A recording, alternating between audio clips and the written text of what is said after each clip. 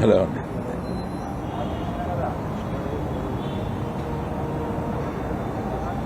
బాబు వినపడుతుందా సౌండ్? ఎవరి దగ్గర ఉంది సౌండ్?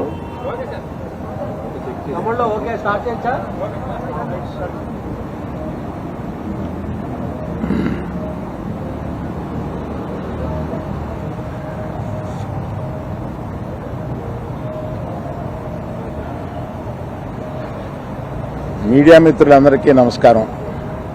బాబు కరెక్ట్గా వినపడుతుందా? ఒకసారి చూడు వాయిస్. 1 2 3 4. హలో, నువ్వు చెప్పాలి నాయన, నువ్వు చెప్పాలి.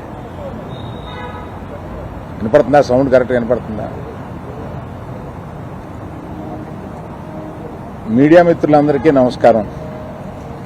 2 రోజులుగా ఇండస్ట్రీలో జరుగుతున్న విషయాలన్నీ మీకు అవగాహనలోనే ఉన్నాయి కాబట్టి వాటి గురించి వివరంగా చెప్పకుండా నేను వాటిలో వచ్చిన కొన్ని విషయాల గురించి నేను ఇక్కడ ప్రస్తావించడానికి మిమ్మల్ని అందరినీ ఆహ్వానించాను. ఇవాళ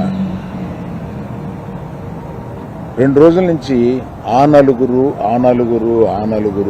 అని వస్తుంది. ఆ నలుగురు కొంచెం ఆ నెగిటివ్ షేడ్ తోటి, ఆ నలుగురు కబంధాస్తాలతోటి ఇండస్ట్రీని పట్టుకు. బాబు, ఆ నలుగురికి నాకు సంబంధం లేదు, ఆ నలుగురిలో నేను లేను. అసలు ఇది 15 సంవత్సరాల క్రితం స్టార్ట్ అయింది ఆ నలుగురు అని. ఆ నలుగురు ఆ తర్వాత ఆ 10 అయింది. అది ఎవరు పట్టించుకోలేదు. ఓ 10 మంది దగ్గర ఉన్నాయి థియేటర్లో. నేను ఆ నలుగురు వ్యాపారంలో నేను బయటకు వచ్చేసాను. నేను లేను. కోవిడ్ ఆ టైంలోనే బయటకు వచ్చేసాను.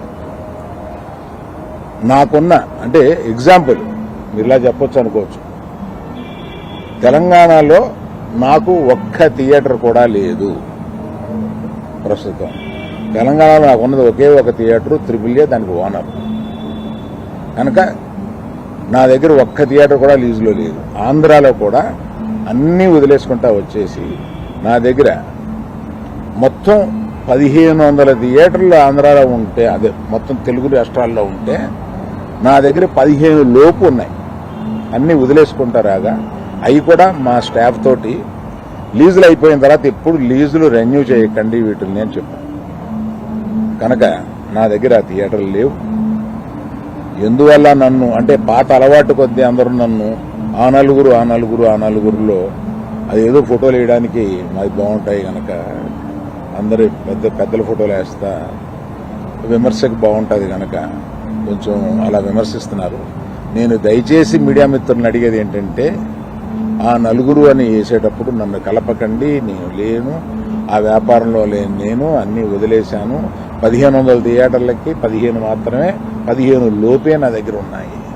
అవి కూడా త్వరలో నా దగ్గర ఉండవు, వద్దని చెప్పాను.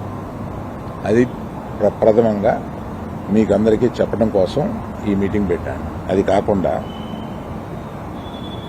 నా వృత్తి గత 50 ఏళ్లుగా సినిమాలు తీయడం. నేను ఆ వృత్తిని నమ్ముకుని ఉన్నాను. ఇది మధ్యలో ఉన్న చిన్న అవకాశం లాంటిది ఏదో వచ్చింది, ఇది నాకు సరిపోదు అని అనుకుని నేను బయటకు వచ్చేసాను. 1వ తారీఖు నుంచి మేము